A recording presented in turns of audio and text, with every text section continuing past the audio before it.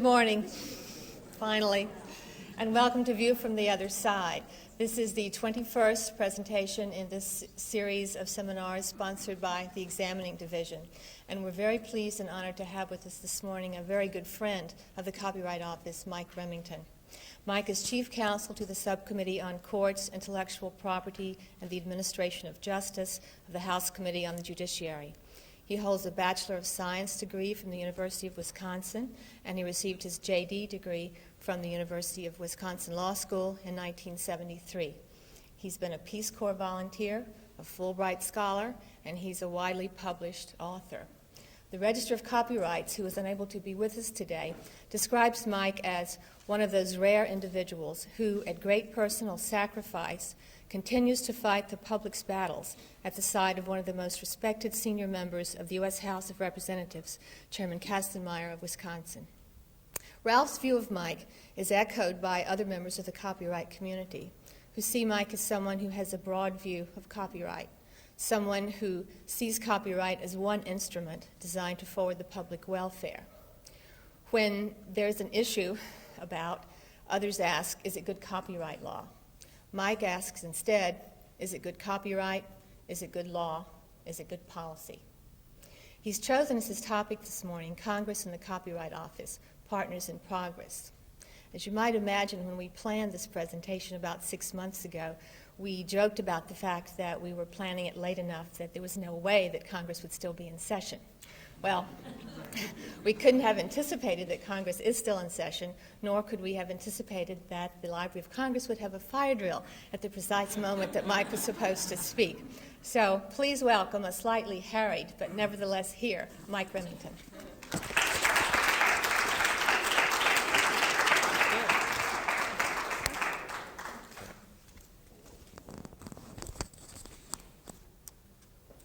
Thank you, Jody.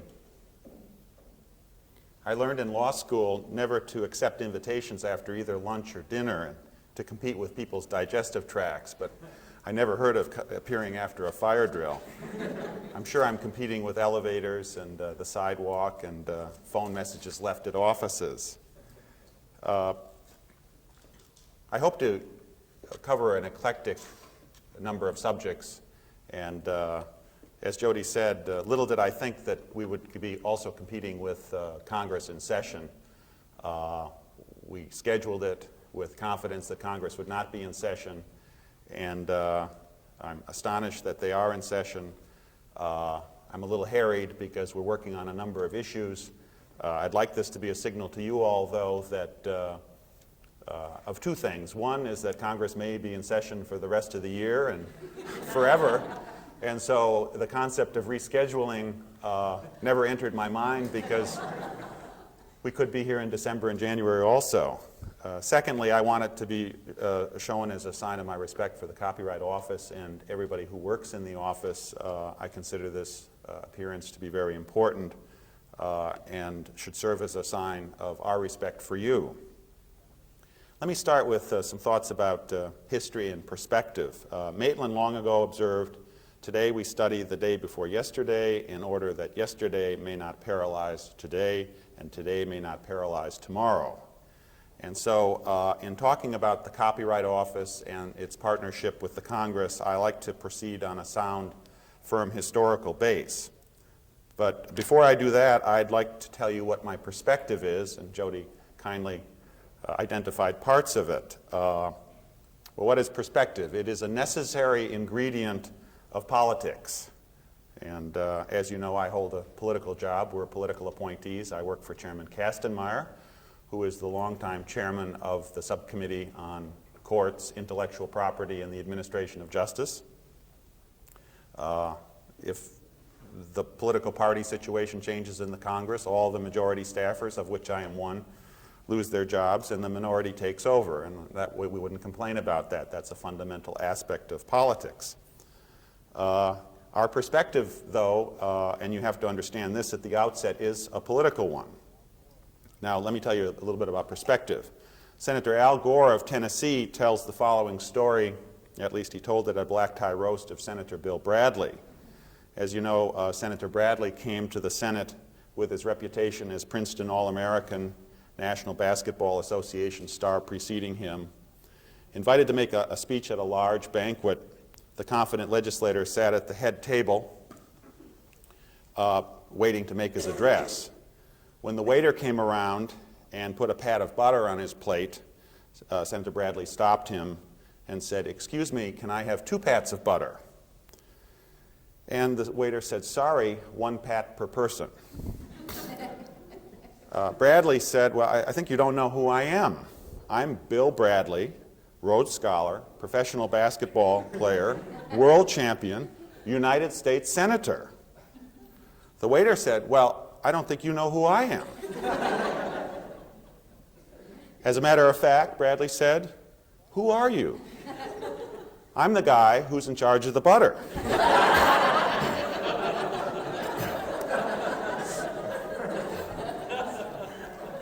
So, in the world of political power, you've got to remember there's always somebody you have to deal with. And I describe myself as one of the people in charge of the butter. Now, the perspective of members of Congress is an exceedingly broad one. Members of Congress, House and Senate, are perhaps among society's last generalists. Congressional staff are similar. We don't approach issues as experts, and when people portray me as an expert on copyright, I get a little scared. I like to think that in any of the issue areas in our subcommittee's jurisdiction, we run at about 20 or 25% efficiency or knowledge base. Remember, our subcommittee handles the federal courts, it handles the prisons, it handles the legal profession, many of the amendments in the Bill of Rights, and the intellectual property, which, as you know, consists of copyrights, patents, semiconductor mask works, trademarks, and trade secrets. So we're expected to have knowledge in all those issues and to bounce from copyright to prisons to courts. Now, as you know, Congress and, for the most part, the Copyright Office are firm, and the Library of Congress are firmly rooted in the Constitution. And we start with, I don't carry the Constitution in my vest pocket. I probably should. It answers a lot of questions about how we do our work. And we should remember that the 27 words of the Intellectual Property Clause are easily to remember: to promote the progress of science and useful arts by securing for limited times to authors and inventors the exclusive right to their respective writings and discoveries. I feel a little embarrassed about reading that back to you, but since I'm telling you about our perspective, that's where we start. And that explains a lot about what we do. Remember, the Constitution established a structure of government or political power. And the Congress is the most politically representative of the 3 branches. It's not surprising that it was assigned power in Article 1 to promote the progress of science and the useful arts. It's inevitable, once that had been done, that the following conclusion would be made. The framers envisioned a political balancing of equities between the public and proprietary rights of creators. We cannot avoid that, because any issue that becomes political, put to a vote, will have to be a balanced decision. Now, I know that a lot of people in the copyright community get very nervous about that, because they would rather consider copyright to be carved in stone on a mountaintop and handed down without the requisite balance. It would be sort of a natural law or a divine right. We don't approach it that way. And I think that's one of the things that characterizes Congressman Kastenmeier more so than many members of Congress. He does ask, for every intellectual property reform proposal, does it meet the public interest test of law reform? The Constitution was a miraculous document. I don't need to bore you with many details about that, but I would like to give you a couple thoughts. We think that the miracle of the Constitution was that it was not forever fixed in time. And we have only to look at the preamble to remember that it spoke in terms of we the people, which had a profoundly different meaning 200 years ago than today. The coverage of the first copyright law didn't extend to non-citizens, even if they were domiciliaries. Let us not forget that de Tocqueville's Democracy in America went immediately into the public domain. Although the question did not arise, slaves could not own copyrights. This is similar for the first patent law. We recently celebrated the miracle of the Constitution by a wonderful ceremony over in the main building, which hopefully will be done again on videotape. It was unfortunate that the historians at the Library of Congress didn't tape the session, and I'm sure many of you were there, but we thought that that was a deserving celebration, similar to our children's birthdays. But what we should have emphasized, and what we did emphasize, I think, in part, was that we were celebrating the future rather than the past. Now, let me change subjects here for a moment. And I don't know how many football fans we have in the audience, but you may have remembered Ken the Snake Stabler, one of pro football's premier free spirits, formerly quarterback, of course, of the Oakland Raiders and New Orleans Saints. He was interviewed, and the interviewer asked him a question about the following passage from Jack London. I quote, "I would rather be ashes than dust. I would rather that my spark burn out in a brilliant blaze than I should be stifled by dry rot. I would rather be a superb meteor than a sleepy permanent star." The interviewer, sports interviewer, said, what message do you think Jack London was trying to convey there? Stabler thought about it for a while, and he said, "Throw deep."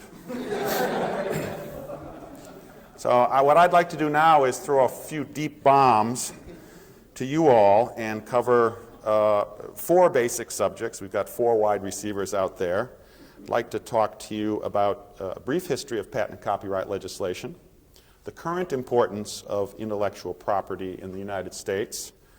I'd like to discuss the relationship, the title of my remarks, between the Copyright Office and the Congress, especially our subcommittee, and I'd like to finish by glancing at the future. Now, many of you know, and you're more experts on this than I do, that we started with copyright protection being conferred on maps and charts and books, and Congress over the years has expanded the scope of protection to incorporate many new forms of creativity. Engravings and etchings, photographs, paintings, compilations and periodicals, motion pictures, and I get, within the last couple decades, sound recordings, pantomimes, choreographic works, computer programs, and semiconductor chip mask works. The reason I give you this history, though, is because I think it manifests itself in the following proposition about Congress. Legislators have been little concerned with the form of the copyrighted work. The thought has been less whether the particular object could be constitutionally protected, and more whether it needed protection because of the progress of commercial development. I think we've seen the debate change a bit about rewarding authors, creators themselves, to protecting commercial investments. And Congress doesn't really distinguish between the two these days. Bear in mind that the reforms have taken place in the backdrop of a federal judiciary whose role has changed. Courts have played an increasingly important role in developing concepts, expanding and contracting them, and sitting in judgment on their own creations of sorts. Federal judiciary today is very important in terms of copyright reform and its implementation and the directions it takes. Let me give you a few thoughts about the political importance of patents and copyrights. Last Congress, our subcommittee was named Courts, Civil Liberties, and the Administration of Justice. And they changed our title on us. They substituted intellectual property for civil liberties. Now, we'd like to think that that isn't a sign that civil liberties are any less important in our society, but it certainly is a sign that intellectual property has become more important. The Meyer Subcommittee is, if not the most popular, one of the most popular subcommittees on the Judiciary Committee. You can tell popularity of subcommittees by looking at the roll and looking at the numbers and also getting the elections that the members make to get on the subcommittee. consider it to be sort of like a playground basketball game where you choose up sides. And when the members go into caucus on the Democratic side and separately on the Republican side, through the last 5 years at least, they've chosen the Cast and Meyer Subcommittee first. We have 15 members. The average size of the Judiciary Subcommittees run between 7 or 8. So when they choose up sides on the playground, they're choosing not only the Cast and Meyer Subcommittee, and I'd like to think Mike Remington, I think that's largely irrelevant, but they're electing intellectual property. They're not trying to get on the subcommittee because of prisons or courts. I think that's fairly clear. So intellectual property has become very important, and consequently you all have very important jobs. Just as our previous industrial society rested on a firm foundation of fresh technology and scientific change, so too does the information society that we've entered. Let me give you a few ideas that we have about the importance. We've measured that world trade in intellectual property affects more than 2% of the U.S. labor force and 5% of our gross national product. Exports of intellectual property have more than doubled in recent years and now represent more than 25% of U.S. exports. Think of it in terms of a member of Congress who's got constituents. Members now have constituents who work in these areas, and they visit the members of Congress. And it's not by happenstance that intellectual property is deemed to be important in their minds. This success can also be measured in terms of copyright registrations or patent applications. I think the statistics bear out, in terms of your own workload, the growing importance. We can also measure the societal importance of intellectual property in the number of bills introduced, whether they get hearings or not, and whether they're enacted. The past 2 decades, considered collectively, have witnessed a renaissance of activity. I think when people put the final touches on the Copyright Reform Act of 1976 and saw its implementation in 1978, they said, we deserve a long rest. Well, look what has happened since 1978. We've had computer software legislation, semiconductor chips, Berne Convention, satellite dish legislation. Throw in patent law reforms such as process patent reform, patent term restoration, university small business patent policy, record rental. All of these bills have been enacted. The list goes on. Look at what presently is being worked on. Architectural works protection, computer software rental, visual artist rights, industrial design. That list goes on and on. In a non-legislative sense, Congress has interceded in the jukebox royalty area. Our subcommittee recently negotiated a settlement between the movie industry and the nursing homes about public performance of rental tapes. We're working on a rather curious issue right now about public performance of video games in commercial establishments. Frankly, we call that the Red Baron controversy. That's one of the primary issues in dispute between the House and Senate on S198. Which is the architectural work software rental legislation. I would also indicate that you can measure the importance of intellectual property by whether it is considered an important enough reform area to be considered as a political train engine to pull along other wagons. In years past, these reforms were not considered important enough to pull along much of anything other than themselves. You did see packaging by Congress. Remember the Chip Protection Act. It also was government patent policy, trademark reform, and a number of other related items. S198, which passed the Senate last week, not only packaged or bundled intellectual property, but the Senate itself thought that this was important enough to attach an antitrust bill, an antitrust diminution bill, a sports gambling or sports lottery bill, and a civil RICO abortion measure. Ordinarily, you would think about civil RICO abortion as being the train engine, and maybe you would try to get an intellectual property proposal attached to that, and that would pull it along. Here, all of a sudden, the Senate is thinking that intellectual property is so important that you can achieve abortion civil RICO reform. And I think my description is accurate. I'm not trying to say the Senate did right or wrong. I'm saying look at the most recent reform passed by the House or Senate in the last 2 weeks, and a fairly middle of the road in terms of importance copyright measure, which had 3 titles, all of a sudden has 7 titles. I want to tell you a little bit about the politics of intellectual property. Many of the legislative proposals that we consider sorely test our ability to understand technological change and to rechannel them into our legal system. The Judiciary Committee is basically composed of lawyers.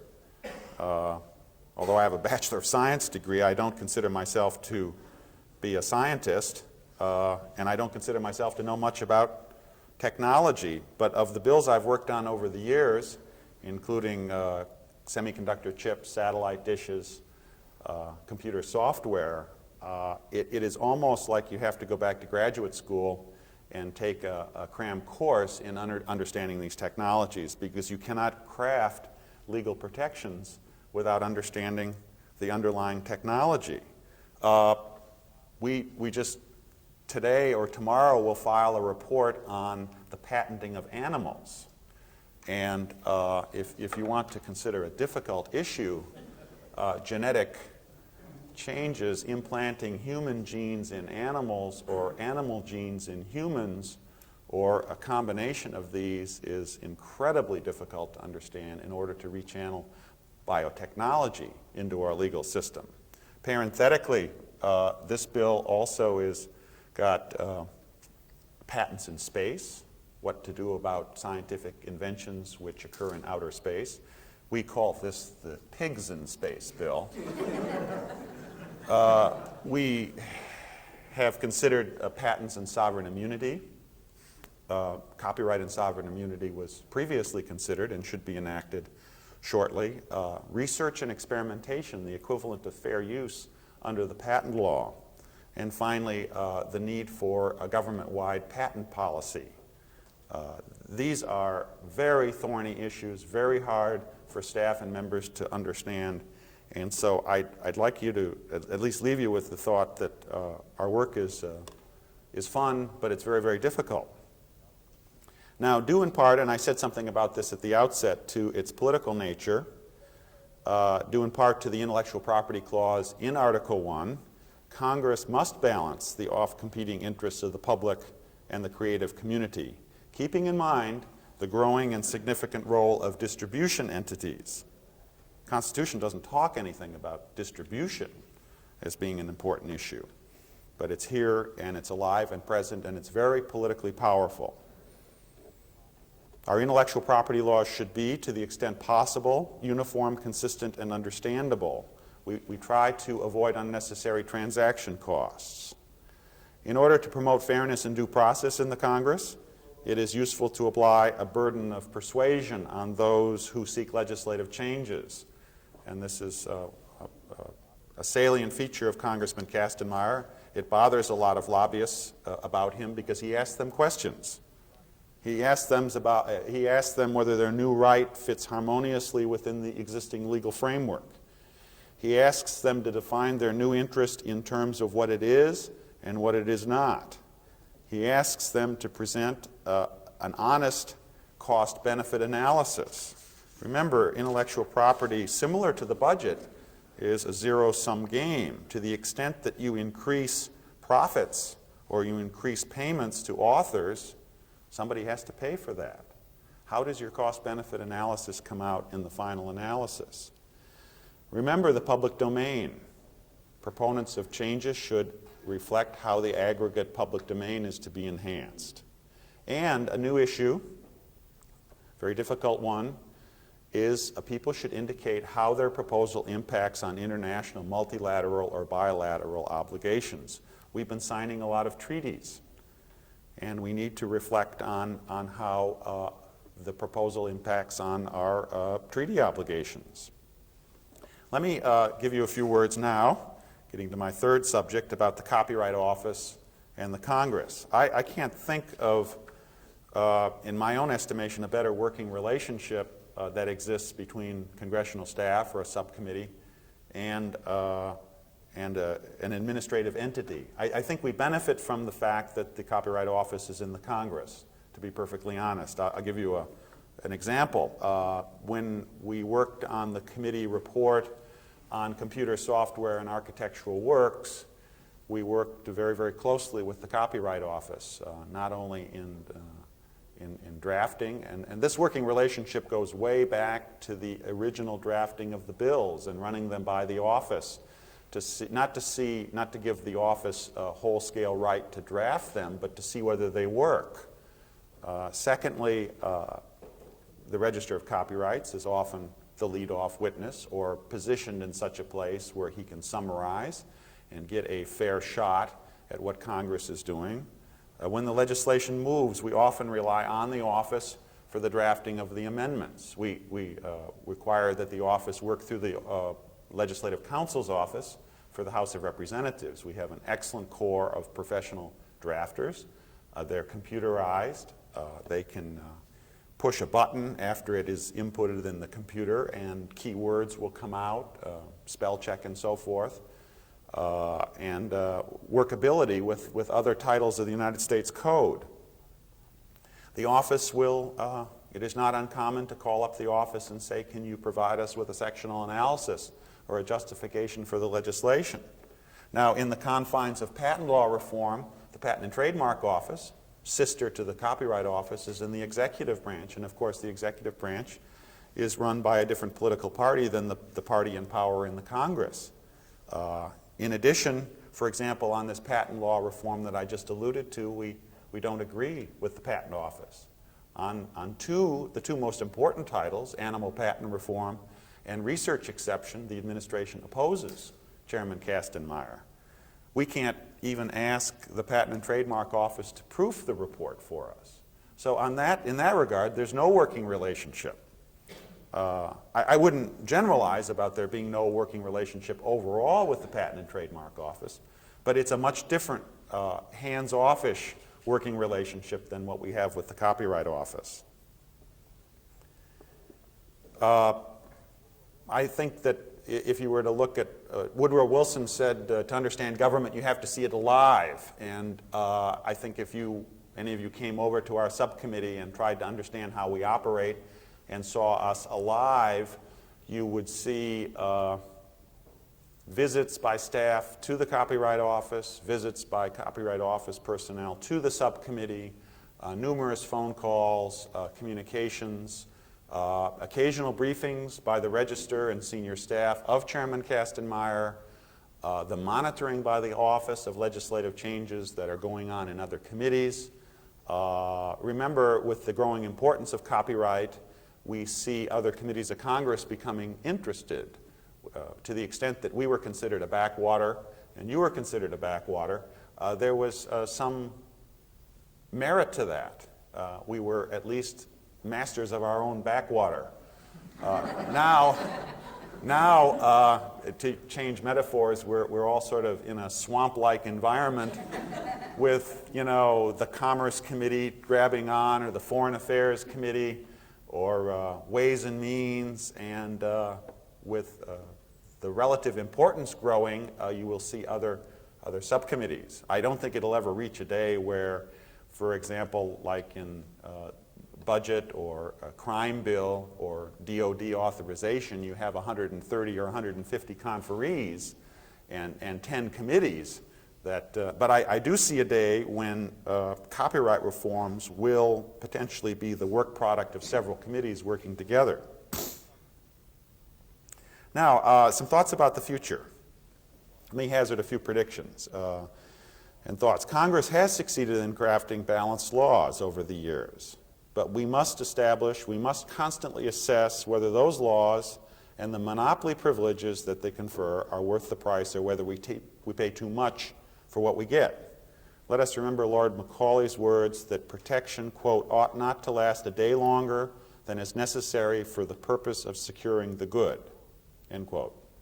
Protection that is too long hinders the progress of science and the useful arts, just as protection that is ineffective or too short. Speaking of Lord Macaulay, we should also keep in mind his words about legal reforms. Reform, reform. Don't talk to me about reform. We're in enough trouble already. We have that thought almost daily these days. We are currently experiencing a breakdown of the frontiers between copyrights, patents, and trademarks, and we are likely to see more and more overlap in our intellectual property laws in the future. At what price? The Copyright Office, at the behest of Mr. Kastenmeier, is conducting a study, a joint study with the Patent and Trademark Office, on the overlap between the protection of computer software and design protection. We were astonished to find out that there are almost identical applications for protection coming into the two offices. I mean, they're put in different languages. One is put in patent language, French, so to speak, and the other is put in copyright language, English, so to speak. And they're getting overlapping patents and patents and copyrights. A Copyright Office even refused an industrial design application on a lower standard of creativity than was used at the Patent Office, which granted the design protection. We are unable, and I would hazard a bet that the public is unable to figure out when something goes into the public domain if you have overlapping protection between patent and copyright. When, let's say, as a legitimate business enterprise, can you engage in legitimate competition with what is coming off a patent and make a copy of it? Do we go after 17 years to an interim limbo period while something is protected under copyright? We are very worried about the complexity of the two sister systems working together. We are likely to find that border enforcement of intellectual property rights will become increasingly difficult. This brings the Ways and Means Committee and the Customs Service into the equation. Given technological developments in telecommunications, data flow, fax, and satellites, borders become ephemeral. Exploding changes in biotechnology and electronics will provide challenges for the future. I predict that people will start or ask for legislation to allow copyrights for recombinant DNA gene designs. It's just one very short step away from semiconductor mask work protection. Our agencies of government will be hard-pressed to satisfy their statutory responsibilities. Intellectual property is no longer as self-enforcing as it was 200 years ago. Internationalism and multilateralism will become our beacons of hope. We're very positive about the TRIPS negotiations in the GATT and our entry into the Berne Convention, which of course was one of Mr. Kastenmeier's bills.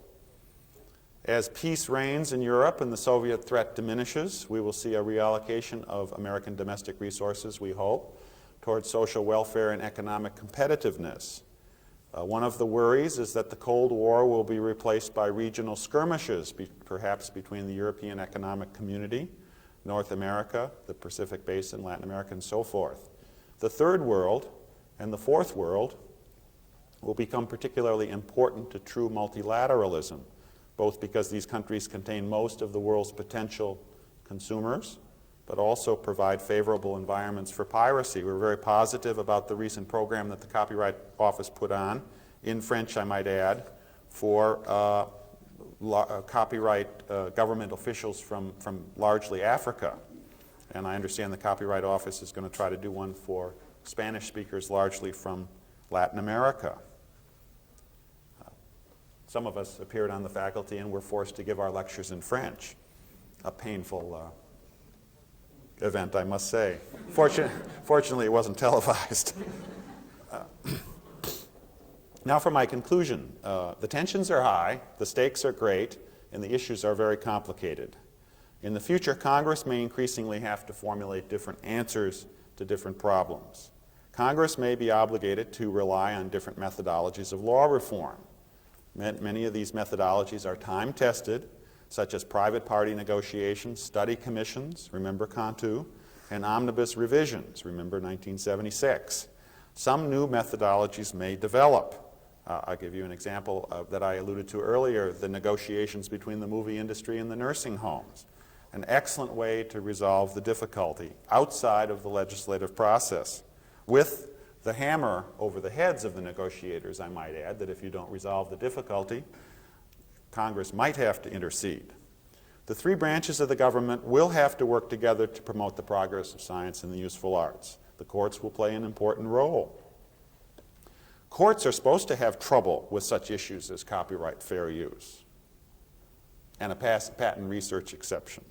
They're supposed to have trouble with those things. They will continue to have trouble in the future, but we shouldn't overreact. Every time there's an aberrational court decision, Congress does not need to step in to establish the equities on one side or the other. To date, I know it's difficult to be an optimist in light of some of the things going on over in the Capitol on the budget. I am personally optimistic about Congress's role in intellectual property, and Chairman Meyer is optimistic. We're also optimistic about the role that the Copyright Office will play. It's an exceedingly important role. It's a relevant role. I can't imagine a more interesting place to be in a fascinating area of the law. We respect your work. We try to do what we can to make things easier on you. I'm going to leave a short period of time for questions and answers, and so if I'm wrong about that, I'd like to hear. I would say that, for example, the fact that Congress, through legislation, raised the fees and did a number of other things, and I might add, asked the office to use the fee for improvements, was the right way to go. Look at what's happened to the Patent and Trademark Office. I don't know if any of you have followed that, but they were at the budget summit, and with absolutely no communication to the core committees, that is Judiciary and Appropriations, the summiteers decided that the user fees at the Patent and Trademark Office would raise $500 million over a 5-year period. They signed off on it, and they gave it to us as an assignment. We couldn't change it. Now, granted, when the first budget summit agreement went down in flames, the committees were given a little bit more flexibility as to how to raise the fees. We were given authority or discretion to raise copyright fees again, for example, or court filing fees. But we kept to the Patent Office, and in the budget presently being considered, you will see a 67 to 72% surcharge on patent fees. Patent filing fees will be going to over $500 for filing.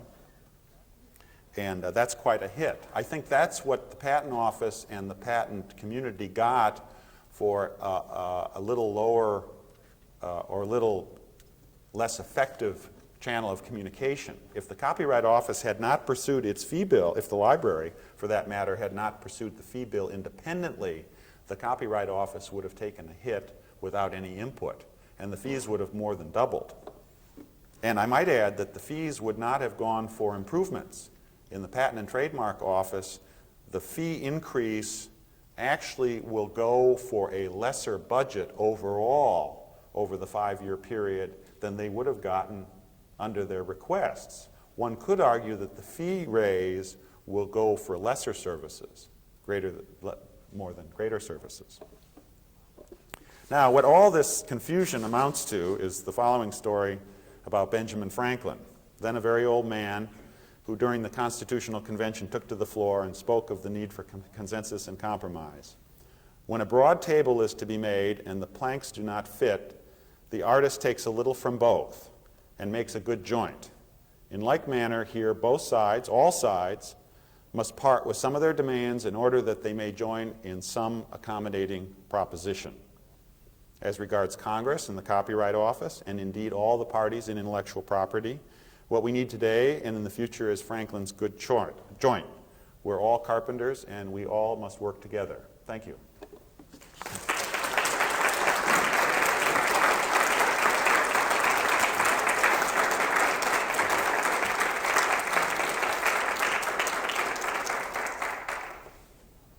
I have time for questions or comments.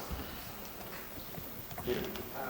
Would you say that the committee members voting on copyright issues are less partisan than some of the other issues that your committee deals with, or certainly taxation and voting on party lines? I think that intellectual property to date has been less partisan. It could potentially get more partisan in the years ahead as it becomes a purely economic proposition. You will find, as you do on capital gains or taxes, people taking a position based on the economics. I don't want to be overly general on this point, but I think you do find somewhat of a stronger mindset, say, among Republicans, that intellectual property works. It is a divine gift to us, and we don't need to question its efficacy and effectiveness. And among Democrats, certainly among a progressive like Mr. Kastenmeier, who's looking out for the common man, and woman for that matter, the person, the consumer, the person sitting in the tavern listening to the jukebox, the satellite dish owner, you have many more serious questions being raised about the workability of intellectual property. So the push to balance, I think, is greater on the part of, I won't say Democrats, but progressives and populists. Now, having said that, I don't want to leave you with the thought that we have some political theory that, it's Democrats versus Republicans. Certainly the past has shown bipartisanship, working together, and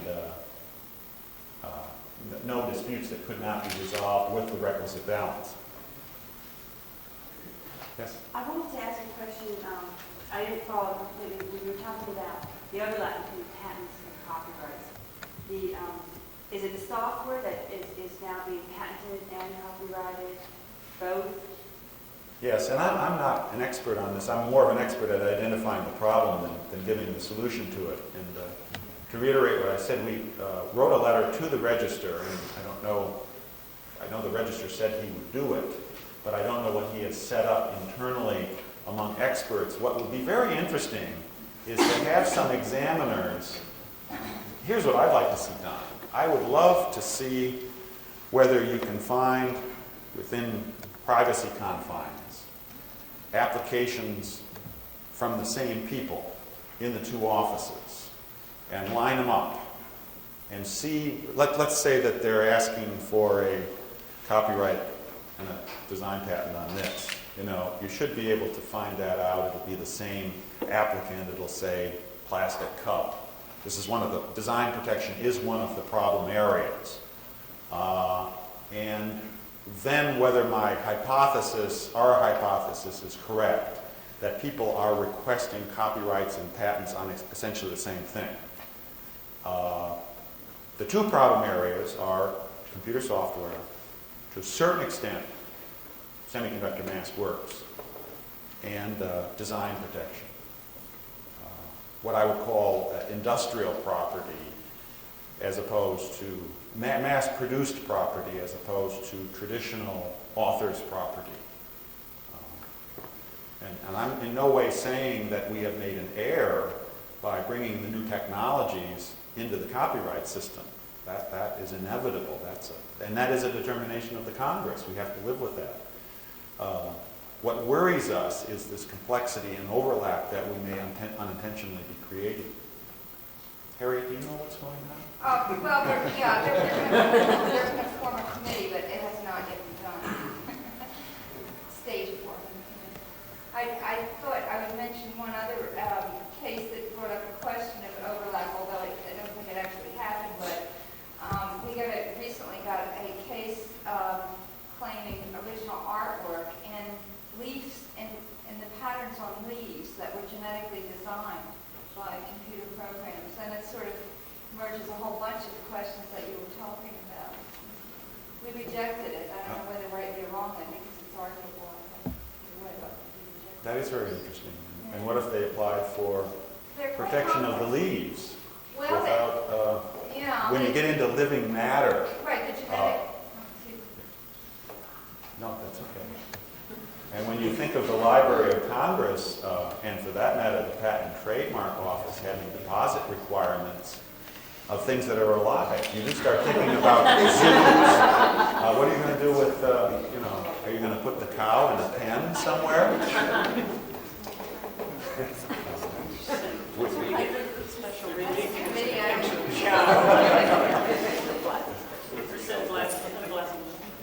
Yes. Can you briefly describe or characterize the nature of the working relationship between Representative Kastenmeyer, Subcommittee, and Senator DeConcini? Yeah, I can try. I would prefer that my Senate counterpart be here, and for that matter, it's also useful to have your Republican colleague, because it's very hard to give you an exact idea of the working relationship. My explanation may differ from their explanation. That's why I started out telling you about perspective. You have to understand that I'm giving you our perspective. Other people's perspective may be different. The working relationship with a Senate subcommittee differs over time. One of the things to keep in mind is we've gone over the last 10 years from the Senate has changed political parties twice. We've gone from Senator Mathias to Senator DeConcini. Before that, I can't even remember. But we've had 3 changes in the last decade in terms of our working relationship with the Senate. And every time a staff changes, the members change, you have to start over. I would say that we have a good, respectful working relationship with the Senate, with our sister subcommittee. It is not one that is as effective in terms of communications as the one that existed with Senator Mathias, for example, who was very interested in not only library issues but intellectual property. And he and Chairman Kastenmeyer would meet periodically. We had a symposium which was sponsored by the Copyright Office down in Florida, where the members actually went on a retreat together. And we haven't done any of that with the Senate. But I don't want to lead you to think that it's a bad working relationship. It's all working relationships on Capitol Hill are good in the sense that you can't question them. You deal with them. The bill that the Senate passed last week, S-198, was not the result of joint House-Senate cooperation. Many of the bills that have been enacted into law, the CHIP Act, Byrne, satellite dishes, copyright fees, were the result of cooperation between the 2 subcommittees. Now, my explanation for that is that they're under incredible pressures over there, too. And they had to get a bill through, and it was drafted in the Senate cloakroom under adverse circumstances for staff. And we have to respect their working environment just as they have to respect our working environment. So we proceed based on trust and mutual respect. But it is not a daily or weekly lunch working relationship. It's more hands-offish than that. Yes, Harry? Do you have any further information on whether there are any more developments going on to make the Chinese law compatible, at least in principle, in order to allow it with Byrne or the UCC? I mean, in other words, they don't have a performance right and broadcast right now, but there was some talk about perhaps establishing it in principle, although no payment or minimal payment will only be required to enable them to get it to one of the international conventions. I don't. I think it's unfortunate that the Chinese were pressured into having a law that didn't come up to snuff with Byrne. And as the Register himself said on one occasion, my goodness, we could have, as a rich society, taken care of this problem if we'd only known about it. I mean, certainly, as a political matter, it would have been better to have the People's Republic in Byrne with perhaps a minimally acceptable broadcaster's right. Even one that existed in paper, but the American proprietary community would have said, you don't have to pay us for 10 years. We will forego that. It is in our interest to get you into Byrne. Don't think that I'm an expert on international. I told you that we have had to become experts on international developments, but I in no way want to lead you astray and think that we monitor international development so closely that we know. So I'm just giving you an impression. I would say that we have to remember that it took us 100 years to get into burn in our country. And the push among certain people in the United States to shoehorn other countries into burn is one that doesn't seem to be rooted firmly in the recognition of history. I mean, you have to join tomorrow. It took us 100 years, but we're different. We have other pressures in our society than you have in your own society. On behalf of the Chinese, I would say I can't imagine anything more important than a radio in a Chinese village. I mean, what else is there? Certainly, they need not do something on satellite dishes or, software rental. It would be very hard politically for them to take away, to make consumers pay an added charge or the national radio system for copyrighted goods. So I think we should be understanding of their culture and the political pressures that they face. And sometimes I wonder about that. Yes? Given the caseload in courts today, do you envision any change in enforcement of copyrights anytime in the future? I don't, but you bring up a good issue. The courts are increasingly overburdened, and increasingly so to the detriment of certain types of cases, such as copyright cases. If you start with the premise that criminal trials go to the head of the line, we have a Speedy Trial Act, we have a provision in our Constitution that guarantees a speedy trial. So all criminal cases go to the head of the line. We have districts which are doing nothing but criminal cases. If you have a civil case, you never get to trial. Secondly, if you have a civil case, certain cases take precedence. For example, just this week, the SNL conferees are discussing giving SNL cases preference, statutory preference, over other types of cases. And in certain districts, of course, that would clog the court. I mean, they would do nothing but criminal and SNL. So if you had a copyright matter, you would never get to trial. Chairman Biden, one of the things we're working on is that every district court should have a civil case management plan. And there may be something passing this Congress with 10 experimental districts on having these plans with advisory committees locally.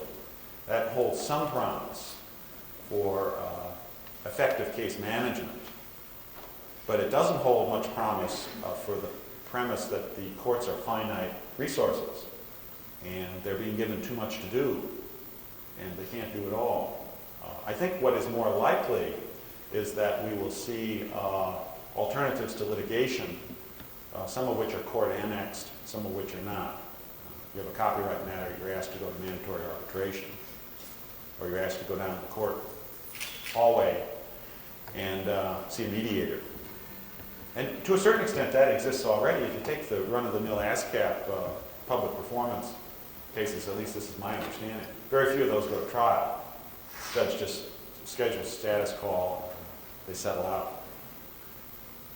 So we've seen some developments along the lines of alternatives already. Yes? Speaking of having a lot to do, you were saying that the expanding role of intellectual property, et cetera, impacts on the copyright office in terms of the different types of protection and also in terms of the number of registrations. I realize you can't speak for the House and Senate on what will happen in the future in the budget, but is there an understanding on the Hill of what that means to us? And do you think the members of your subcommittee are aware of the need for additional staff or additional money? That's a good question. What we need to do with I might add, I was just going to make the offer that if anybody had any suggestions for us, rather than asking questions that are suggestions, feel free to throw out some ideas that you think we should take back. This is your chance. You don't have to work through the policy planners or the Register of Copyright. You can just say it the way it is. I would answer your question by saying that members of Congress' recognition of your pressures on you is roughly equivalent to their understanding of the pressures on me. And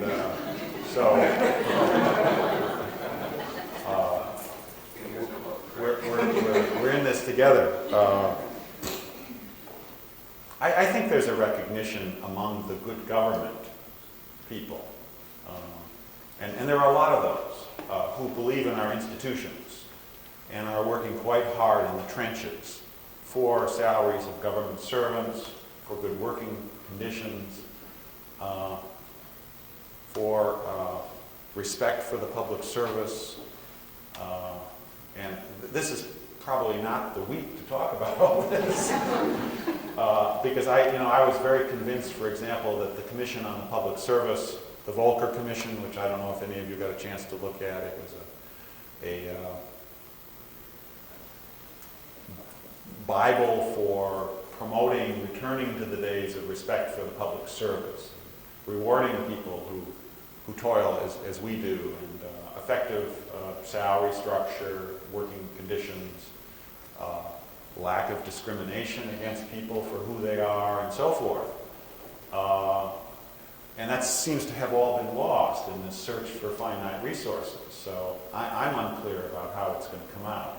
I can say that somebody like Chairman Kastenmeier, Chairman Fazio, for example, chairs the Legislative Branch Appropriations Subcommittee, Congressman Moorhead, who's our ranking minority member, has constantly taken the lead on some of the raising the GS levels and giving agencies within our oversight the money that they deserve. And he's a conservative fiscal Republican, but he thinks that that is his responsibility.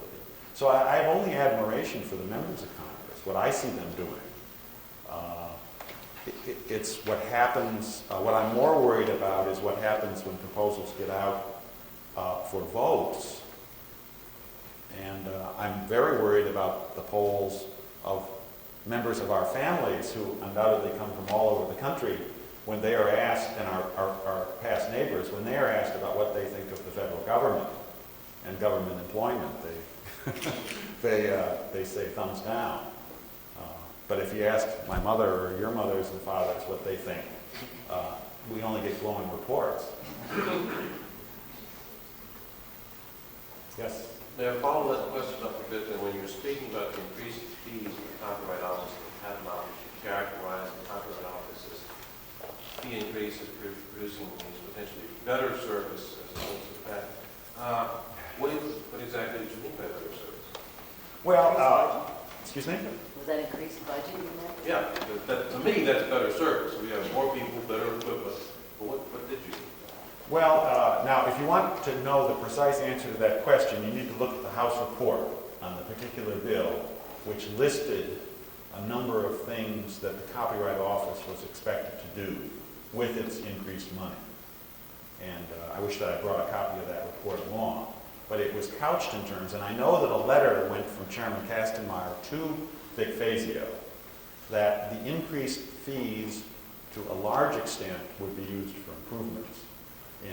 And I can remember some of them, I just can't remember them all. Automation, an international copyright program, faster decision-making, and so forth. What I don't know, I frankly do not know. This is an element that I didn't hit much upon. What do we do in terms of our jobs? I talked mostly about legislation, and I probably should have mentioned the fact that we do engage in something called oversight and investigations. And you're asking an oversight question, and I frankly can't answer it. Have we done good oversight of the fee increase to see whether what we thought was going to happen has happened? And my answer to that is no. But I'll ask, I won't ask Harriet on the public record, but I'll ask the register. The answer may lie in the legislative branch appropriations, which hasn't gone through yet. I'm getting some nods on that. One of the things I think that we should be very important, probably do things like automating existing manual card casting and stuff like that. But obviously, you have a lot of roles in your life to it.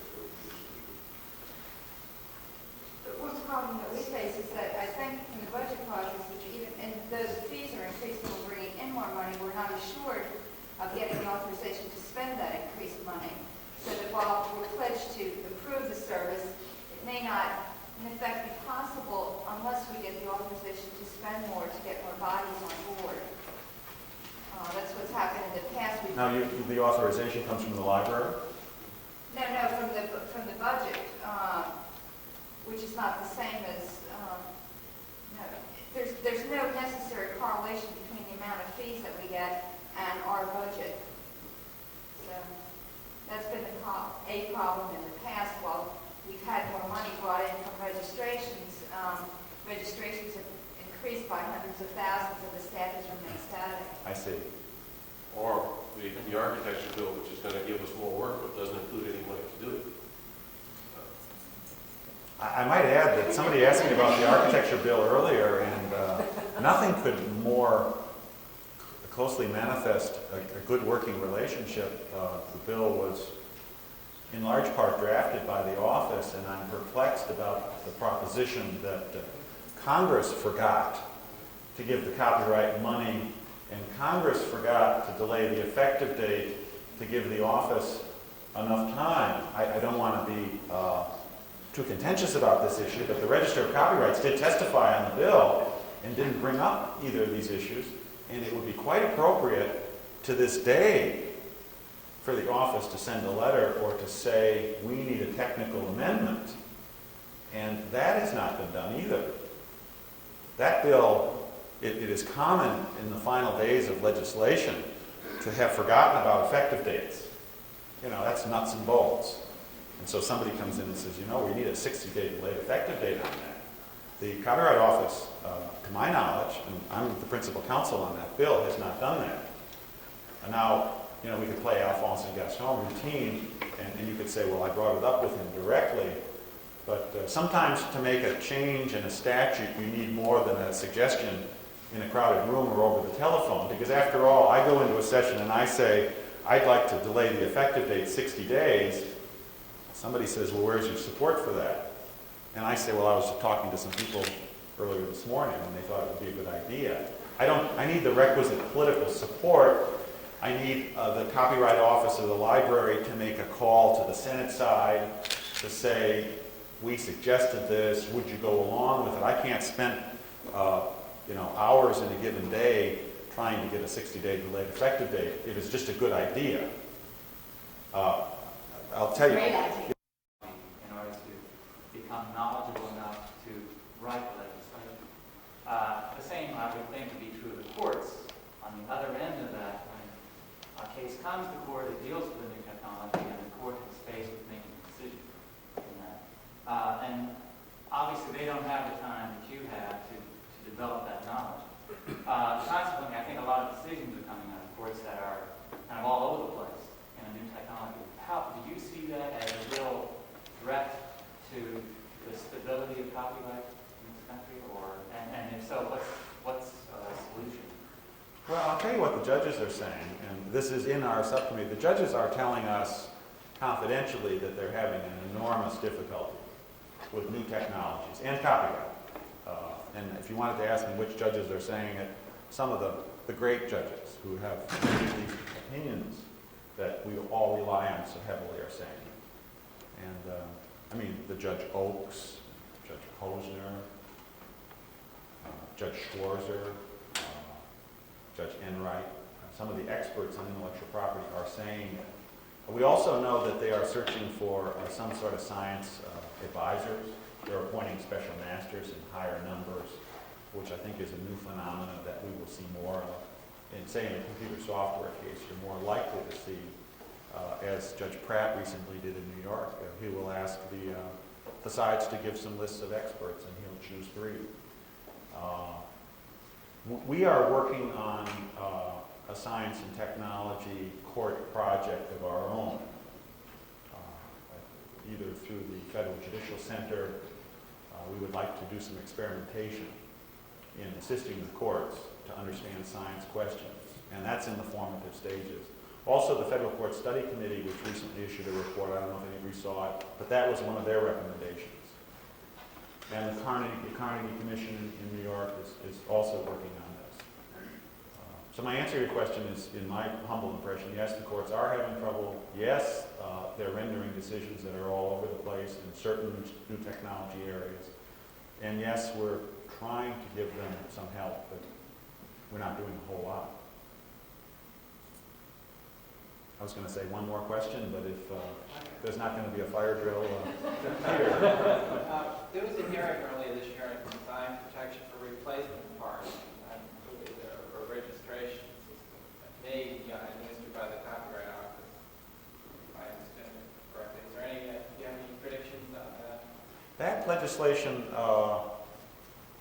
you never announce something dead because you live to regret those words. Somebody will confront you on the street and say, you referred to my bill as being dead. And it's often a member of Congress. And so you never predict, I never predict passage, 100% sureness of passage, and I never say that anything is what we call DOA, dead on arrival. And that bill is moribund. it's politically moribund for the moment, but it could be resurrected. It will pose enormous problems for the Copyright Office, I might add, and the Copyright Office has testified. We're talking about registrations of, as they say in patent law, anything under the sun made by human beings, basically.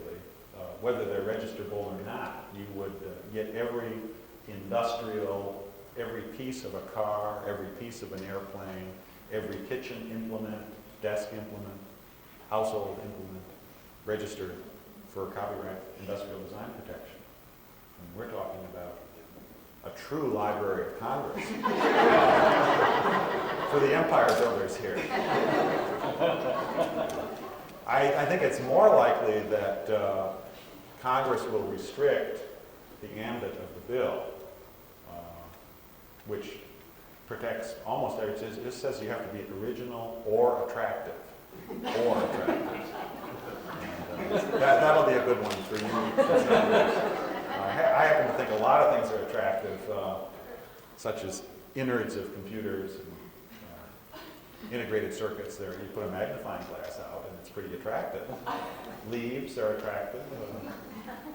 But it probably would be returned to something like ornamental or artistic. Some sort of threshold of creativity has to be added in there, which will create a political debate between the proponents. After all, it is Caterpillar and the Motor Vehicle Manufacturers Association pushing the legislation. And when you take tractor treads out, what are they going to do to promote the legislation? I don't think Caterpillar wants to protect hood ornamental designs on its bulldozers.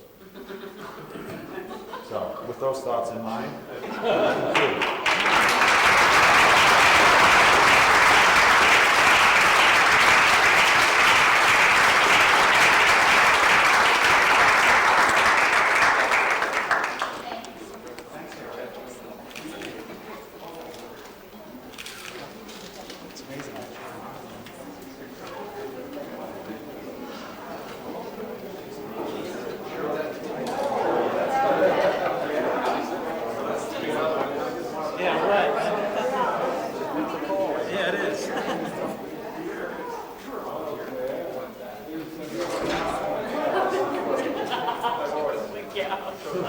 And if you can't send that, send us a carton.